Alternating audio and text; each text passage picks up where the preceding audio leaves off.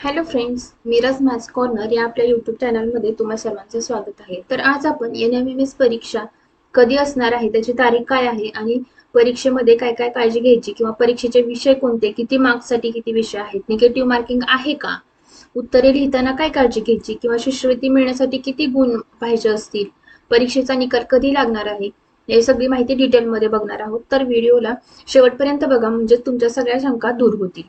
तर सुरुवात करूयात. NMMS परीक्षा ही कधी आहे?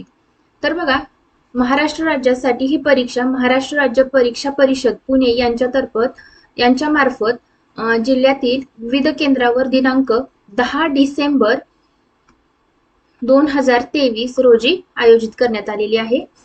10 डिसेंबर 2023 रोजी. ठीक आहे, म्हणजे या वर्षीची परीक्षा कधी होणार आहे? 10 डिसेंबर 2023.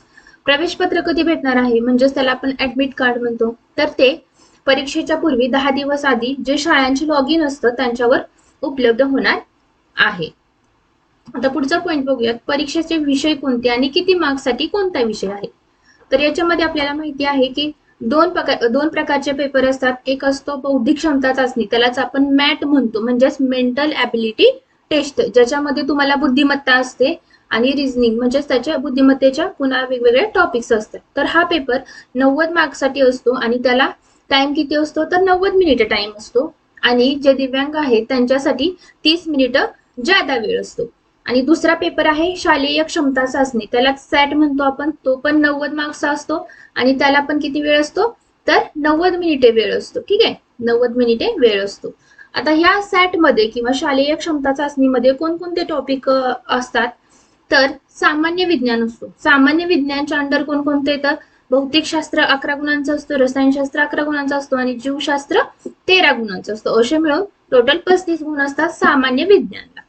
समाजशास्त्राला पण 35 गुण आहेत. त्याच्यामध्ये इतिहास 15 गुणांचा आहे, नागरिकशास्त्र 5 गुणांचा आहे आणि भूगोल 15 गुणांचा आहे. आणि त्याच्यानंतर राहिलेले 20 गुण हे कशाला असतात?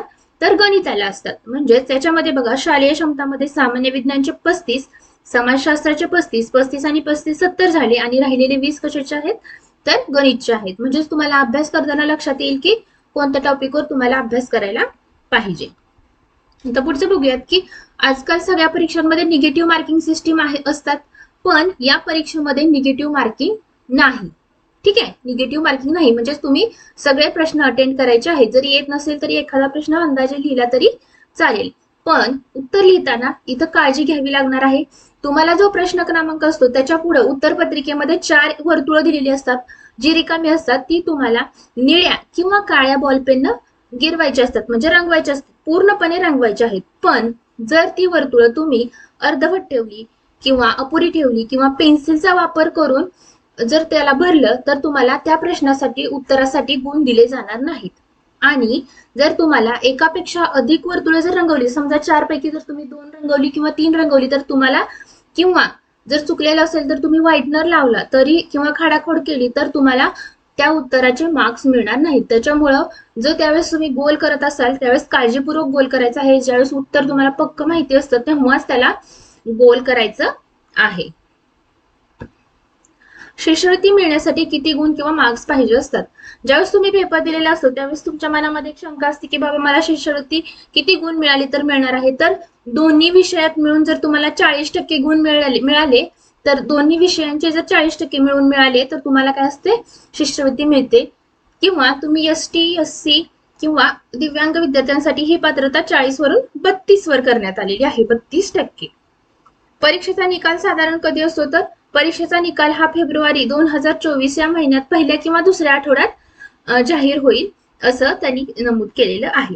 तर आजचं लेक्चर इथं संपलं. तुम्हाला जर हे लेक्चर इन्फॉर्मेटिव्ह वाटलं असेल तर व्हिडिओला एक लाईक करा.